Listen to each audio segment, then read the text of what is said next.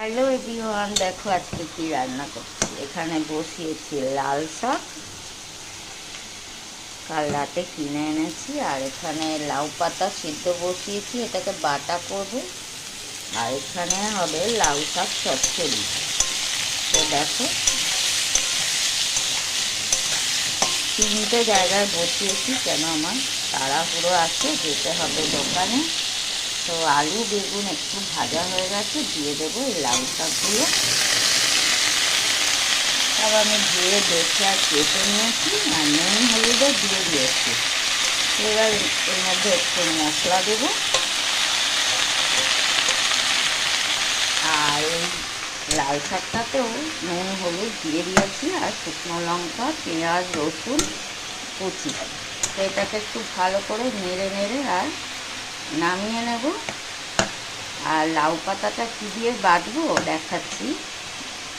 এই দেখো, লাউ শাকে দেবো পোস্ত, কাঁচা লঙ্কা আর অল্প সর্ষে। এটা বেটে নেব অল্প জল দিয়ে। তো এই দেখো, সর্ষে পোস্তটা আমি এইভাবে ধুয়ে নিলাম। এই যে, তো তোমরাও এইভাবে ধুয়ে নিতে পারো। এবার বেটে, তো এই দেখো দিয়ে দিচ্ছি পোস্ত আর সর্ষে বাটা। তো মিক্সি বোলটা ধুয়ে আর একটু জল দিয়ে দেবো, কেন আলুটা একটু সিদ্ধ হবে। এই যে, এর মধ্যে দিতে হবে একটু চিনি। একটু না চিনি দিলে এটা কিন্তু ভালোই লাগবে না। আর এই দেখো, এই শাকটায় তো দেখো কতটা দিচ্ছি, একদম অল্প। তো শাকটা কিন্তু এবার হয়ে এসছে।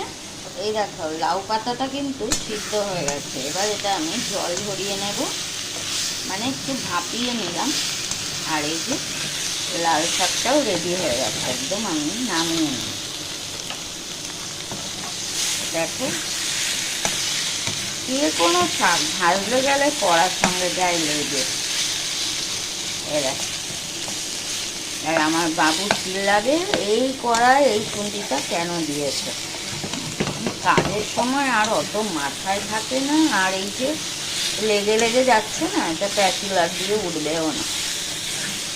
এই যে, তো হয়ে গেছে, এটা নামিয়ে নেবো। তো এই দেখো, লাউ পাতা ভাপিয়ে কাঁচা লঙ্কা আর রসুন দিয়েছি, আরও দু চার কোয়া আছে রসুন নিচে। আর এই যে কটা চিংড়ি মাছ বাছিয়ে রেখেছিলাম এর সাথে বাটবো বলে।